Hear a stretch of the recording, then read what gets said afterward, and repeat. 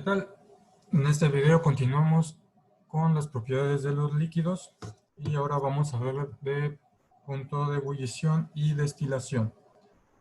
Entonces, para comenzar, cuando se suministra energía calorífica a un líquido, se produce un incremento en la energía cinética de sus moléculas y la temperatura del líquido aumenta. Entonces, esto es si suministramos calor a un líquido, su temperatura aumenta. Y como vimos anteriormente, habíamos visto que si incrementamos la temperatura, entonces íbamos a tener que iba a aumentar la presión de vapor. Mayor temperatura, mayor presión de vapor. Por lo que habíamos dicho, a mayor temperatura, más moléculas van a tener energía cinética suficiente para escapar de la superficie, más moléculas van a estar en fase de vapor y va a haber una mayor presión de vapor. Ok, entonces cuando un líquido se calienta lo suficiente a una presión dada, van a comenzar a formarse burbujas de vapor dentro de él. Entonces, vamos a imaginar lo siguiente, tenemos un contenedor con un líquido a una presión dada y lo vamos a estar calentando. Entonces, se calienta lo suficiente, van a comenzar a formarse burbujas de vapor dentro de él. Entonces, las moléculas adentro de él van a tener energía suficiente para pasar a la fase gaseosa y se van a formar burbujas dentro del líquido.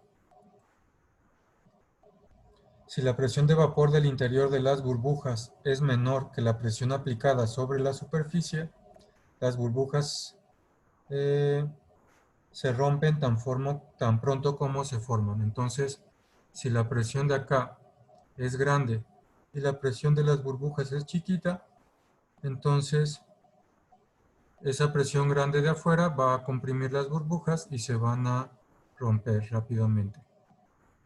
Entonces, ese es el primer caso, que la presión afuera sea mayor y entonces esas burbujas que tienen menor presión se van a comprimir, el líquido las va a aplastar. El segundo caso, tenemos contenedor. Tenemos nuestro líquido. Entonces, si seguimos aumentando la temperatura, las burbujas se forman dentro del líquido. Entonces, si aumentamos lo suficiente la temperatura, la presión dentro de estas burbujas va a ser suficientemente grande. Presión grande, presión grande. Para que éstas persistan y que salgan a la superficie. Entonces, y acá la presión de la superficie va a ser menor. Entonces, cuando la presión de esas burbujas es suficiente debido al calor que suministramos, estas burbujas van a salir y a la superficie y vamos a ver que se rompen las burbujas acá en la superficie. Este proceso recibe el nombre de ebullición.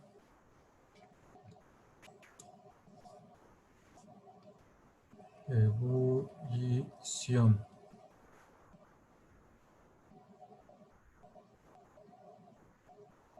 Proceso en el cual la presión de las burbujas formadas dentro de un líquido debido al aumento de la temperatura. La presión de las burbujas formadas dentro de un líquido debido al aumento de la temperatura es suficiente para superar la presión exterior haciendo que las burbujas salgan a la superficie, haciendo que las burbujas salgan a la superficie. Entonces eso es la ebullición, cuando debido al calentamiento se forman burbujas dentro del líquido y su presión es suficiente para superar la presión fuera del líquido. Entonces las burbujas salen a la superficie y esa es la ebullición.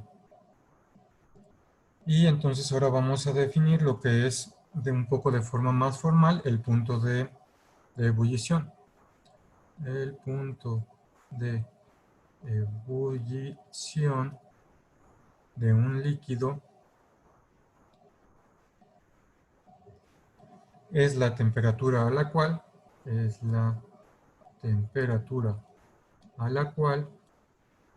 su presión de vapor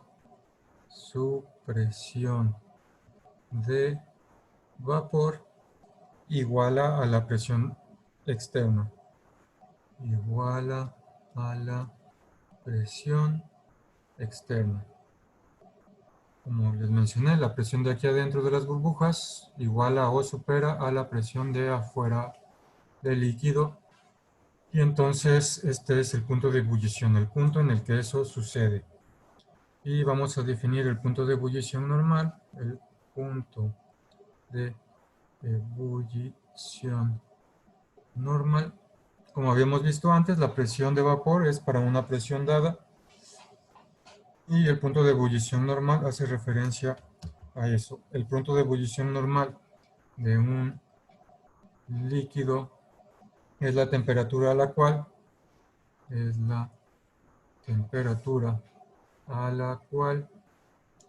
su presión de vapor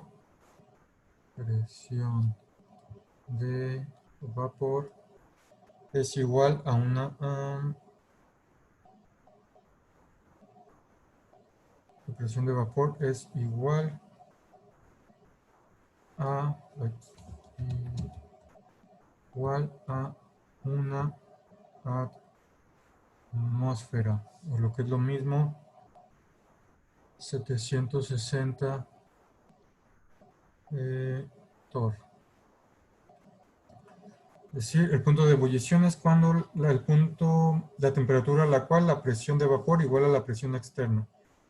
Y la presión de ebullición normal de un líquido es la temperatura a la cual la presión de vapor iguala a la presión externa, pero en este caso la presión externa va a ser una atmósfera o 760 torr. Un torr es igual a 1 milímetro de mercurio. Bueno, casi igual, si ven la definición exacta varían por muy poquito, pero originalmente era la misma cosa. Milímetro de mercurio. Ok. Entonces, por ejemplo, con respecto a esto, por ejemplo, para el agua, la presión de vapor del agua es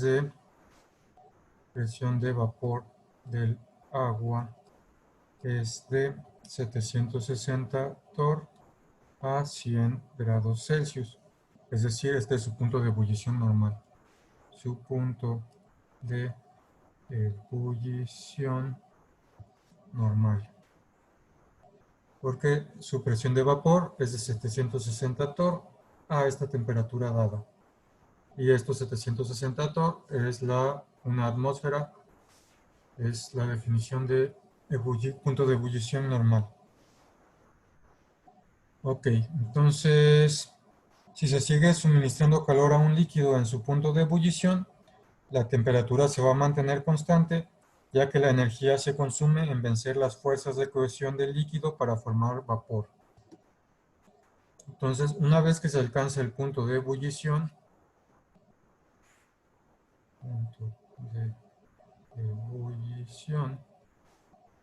entonces aquí ya está hirviendo esta agua que tenemos aquí. Si seguimos calentando este contenedor con agua, entonces su temperatura se va a mantener constante hasta que se haya evaporado toda el agua.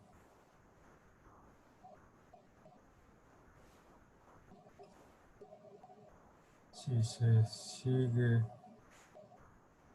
calentando el líquido,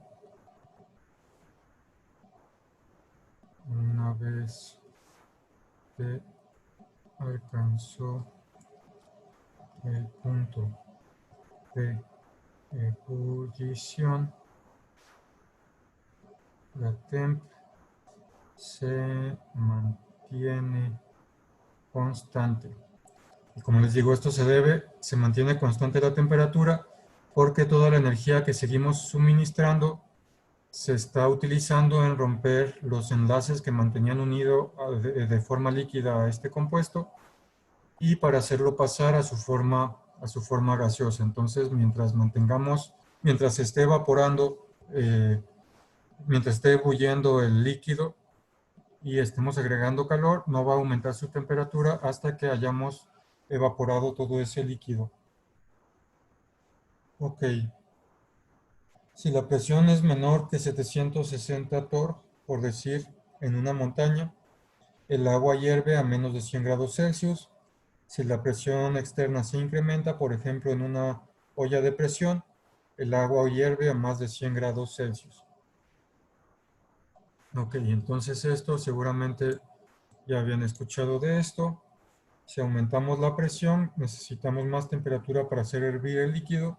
Si disminuimos la presión, necesitamos menos temperatura para hacer hervir el líquido. Esto lo podemos resumir de la siguiente manera. La presión de vapor de cualquier líquido,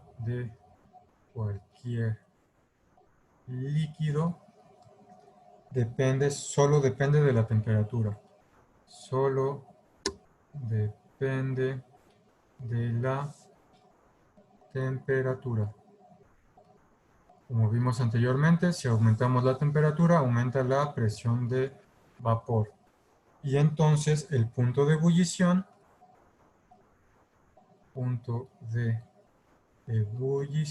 en realidad no depende de la temperatura, sino que depende de la presión externa.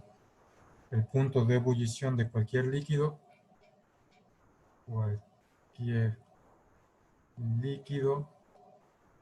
solo depende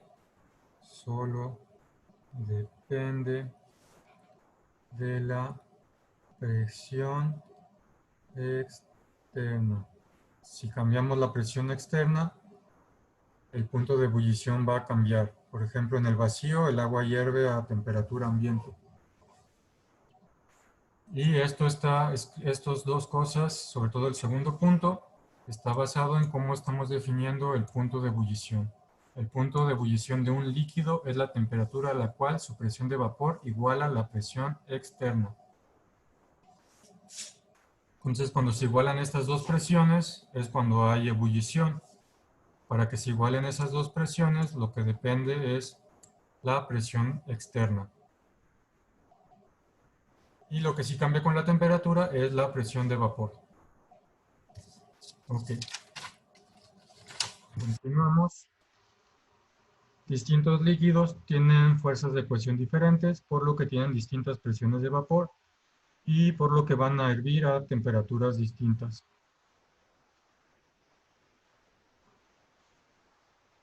Ok. Entonces, bueno, distintas fuerzas de cohesión. Distintas fuerzas de cohesión generan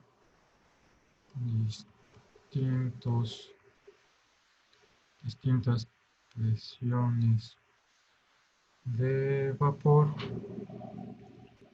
y por lo tanto hierven a temperaturas diferentes. Como hemos visto en otros ejemplos, dependiendo de las fuerzas de interacción entre las moléculas del líquido, va a ser las densidades que tenga el líquido, va a ser las presiones de vapor que tenga, va a ser qué tan fácil se evapora o qué tan difícil se evapora, su tendencia a mantenerse líquido o su tendencia a mantenerse en forma de vapor. Ok, entonces Esto es con respecto a la evaporización. Y bueno, entonces vamos a ver un poquito más a detalle el proceso inverso, que es la condensación. El proceso inverso a la evaporación es la condensación.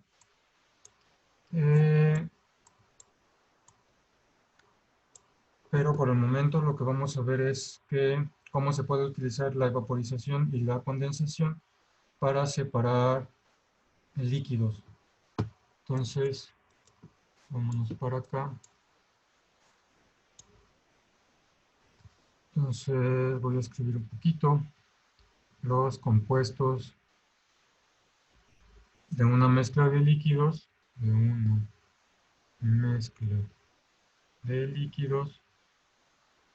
pueden separarse por destilación. Pueden separarse por destilación. Si sus puntos de ebullición son suficientemente distintos. Si sus puntos de ebullición son suficientemente distintos. Entonces, ¿qué sucede en este proceso? Bueno, vamos a ver este dibujito, esta foto para explicar ese proceso. Tenemos un matraz de destilación, tenemos un condensador y tenemos un matraz receptor.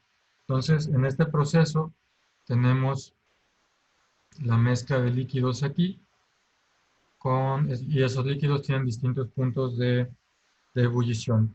Entonces, la mezcla se calienta lentamente hasta que se alcance la temperatura del punto de ebullición del líquido más volátil.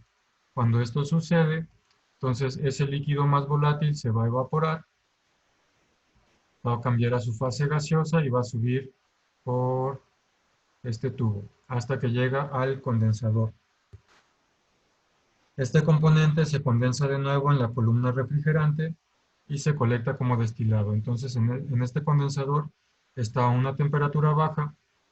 Entonces cuando llega aquí el primer líquido, se vuelve a condensar, se hace el primer vapor, perdón, se hace líquido otra vez y lo vamos a sacar por acá por un matraz receptor. Una vez que se separó el líquido más volátil, incrementamos la temperatura al punto de ebullición del siguiente líquido para continuar con la separación de los otros líquidos en las mezclas. Entonces, el proceso se continúa hasta separar los líquidos que estén en la mezcla. Vamos aumentando las temperaturas de acuerdo a los puntos de ebullición de cada líquido. También lo que sucede es que las sustancias no volátiles disueltas, las cosas que no se pueden evaporar a estos puntos de ebullición, van a quedar en el fondo del matraz. Entonces las sustancias no volátiles disueltas en el líquido no hierven, sino que permanecen en el matraz de destilación. Entonces, bueno, esto es todo con respecto a la destilación y a lo de los puntos de ebullición, punto de ebullición y punto de ebullición normal. Entonces, dejamos este video hasta aquí. Ya terminamos con propiedades de los líquidos. En el siguiente video vamos a ver la transferencia de calor en los líquidos.